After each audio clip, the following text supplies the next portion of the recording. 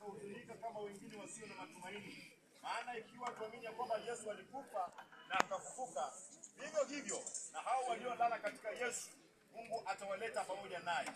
Tuambieni haya kwa neno la Bwana, kwamba sisi tulio hai tutakaosalia hata wakati wa kuja kwake Bwana, kwa kuwa hatutawatangulia wao waliokwisha kulala, kwa sababu Bwana mwenyewe atashuka kutoka mbinguni pamoja na mwaliko na sauti ya malaika Kristo.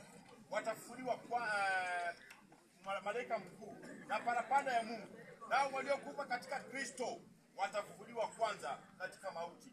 Kisha sisi tulio hai tuliosalia tutanyakuliwa pamoja nao katika mawingu, ili tumlaki Bwana hewani, na hivyo tutakuwa pamoja na Bwana milele.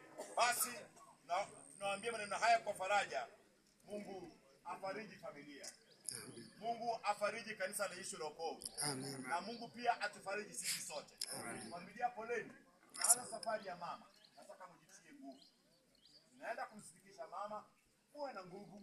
Mungu apee faraja. Kuna tumaini la kesho. Biblia inasema mtu kikatwa kuna matumaini ya kuchipuka. Nina matumaini makubwa utachipuka tena.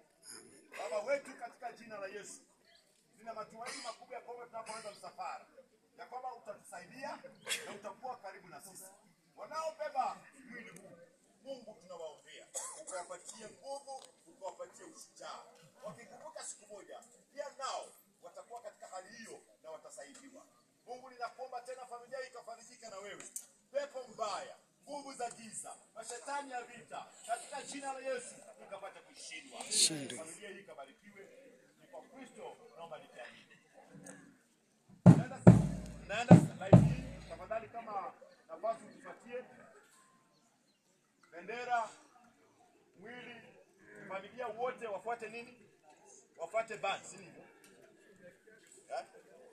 Familia